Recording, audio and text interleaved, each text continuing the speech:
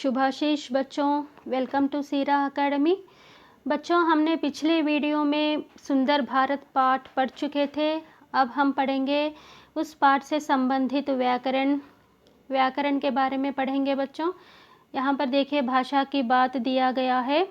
Bit आ में देखिए बच्चों क्या पूछा है, सूचना पढ़िए और उसके अनुसार कीजिए। तो यहाँ पर पूछा है प्रश्न, उर नभ पर्यायवाची शब्द लिखिए। पर्यायवाची शब्द का अर्थ होता है एक अर्थ से ज़्यादा लिखना, एक या दो अर्थों को लिखना चाहिए। उर हृदय, हेय या मन भी कहते हैं। नभ इसका अर्थ होता है गगन, आकाश, आसमान। अब रहा सेकंड वन, रुचि, चंचल, सुंदर। विलोम शब्द लिखकर उससे वाक्य प्रयोग कीजिए। रुचि इसका विलोम शब्द होता है अरुचि और इसका वाक्य प्रयोग इस तरह से किया गया है। देखिए बच्चों, मुझे खेल में अरुचि है। सेकंड वन, चंचल इसका विलोम शब्द होता है अचंचल। जो स्थिर नहीं रहता उसे हम अचंचल कहते हैं। इसका वाक्य प्रयोग देखिए बच्चों, हमें अचंचल रहना चाहिए। सुंदर इसका विलोम शब्द है असुंदर, माने कुरूप। कांति विहीन चेहरा कुरूप दिखता है। वाक्य प्रयोग है कांति विहीन चेहरा असुंदर दिखता है। अब रहा तीसरा, संध्या, आम्र, मयूर। तद्भव रूप लिखिए। यहाँ पर जो शब्द दिए गए हैं उसे हम तत्सम शब्द कहते हैं। तत्सम शब्द माने जो संस्कृत शब्दों को हम तत्सम शब्द कहते हैं। जो तत्सम शब्द से उद्भव हुए हैं वो शब्द हिंदी के होते हैं। यहाँ पर जो संस्कृत शब्द है उसका तद्भव रूप लिखना चाहिए। संध्या सांझ, आम्र आम, मयूर मोर। अब रहा बिट आ, सूचना पढ़िए और उसके अनुसार कीजिए। दर्शनीय, स्वाभाविक, सृजनता इसका प्रत्यय पहचान कर लिखिए। दर्शनीय इसका प्रत्यय क्या हो जाता है बच्चों, ई। स्वाभाविक इसका प्रत्यय हुआ इक। सृजनता इसका प्रत्यय है ता। अब रहा सेकंड वन, हिमालय, महोत्सव, स्वागत। विच्छेद कर संधि पहचानिए। हिमालय इसका संधि विच्छेद करेंगे तो हिम प्लस आलय, हिमालय। कौन सा संधि हुआ बच्चों, स्वर दीर्घ संधि। महोत्सव, महा प्लस उत्सव। कौन सा संधि है, गुण संधि। स्वागत, सु प्लस आगत, इसका संधि का नाम है यण संधि। अब रहा तीसरा, सृजनता में सु उपसर्ग है। ऐसे सु उपसर्ग का प्रयोग करते हुए 5 शब्द लिखिए, जैसे सृजन, सुफल, सुगम, सुयश, सुगंध। सुजन बच्चों, सृजन नहीं सुजन। अब रहा फोर्थ वन, भारत की परंपरा हजारों वर्ष पुरानी है। ऐसे 3 संख्यावाचक विशेषण वाक्य लिखिए। यह वाक्य में संख्यावाचक विशेषण कौन सा है, किसके नीचे अंडरलाइन किया गया है, देखिए बच्चों, हजारों। ये संख्यावाचक विशेषण है।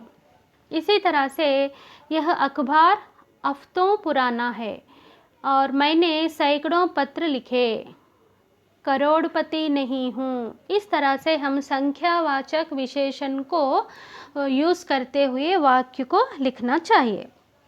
अब रहा बिट ई, पाठ के आधार पर इन्हें समझिए और अंतर स्पष्ट कीजिए।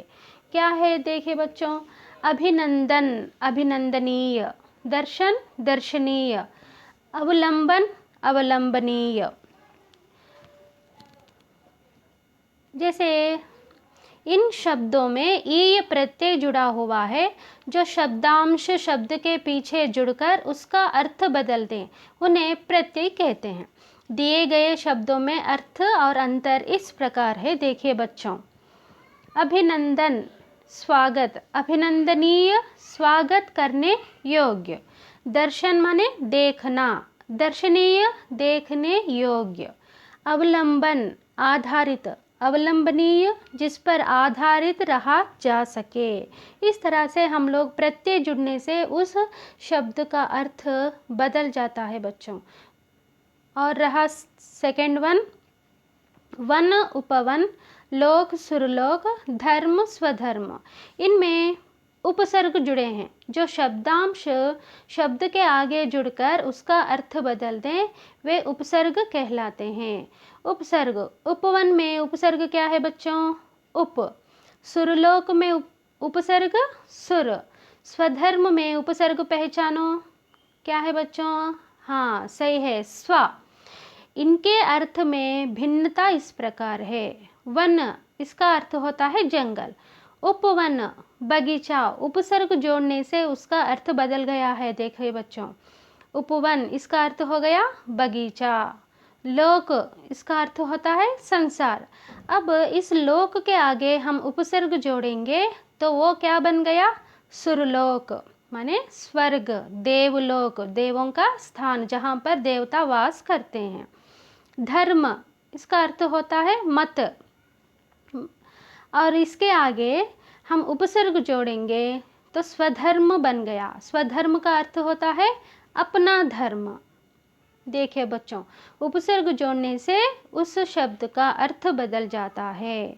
अब रहा बिट ई, नीचे दिए गए मुहावरों का वाक्य प्रयोग कर अर्थ लिखिए।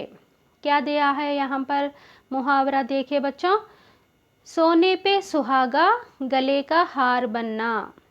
सोने पे सुहागा, इसका अर्थ होता है सुंदरता पर सुंदरता, माने बहुत सुंदर। अब रहा वाक्य प्रयोग कीजिए, किस तरह से करना है? भारत के माथे पर हिमालय, सोने पर सुहागा जैसा है।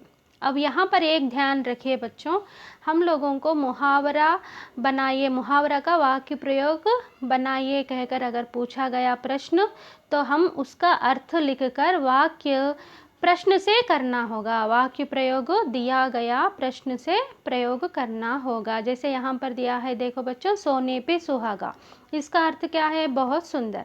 अब हम वाक्य किससे बनाए हैं? सोने पे सुहागा से हम वाक्य बनाए हैं। ये आप लोग थोड़ा सा ध्यान में रख लीजिए, तो आप लोगों को वाक्य बनाना बहुत ही ईजी हो जाएगा।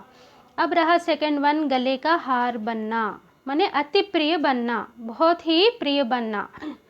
इसका वाक्य, वह मेरे साथ रहते रहते मेरे गले का हार बन गया।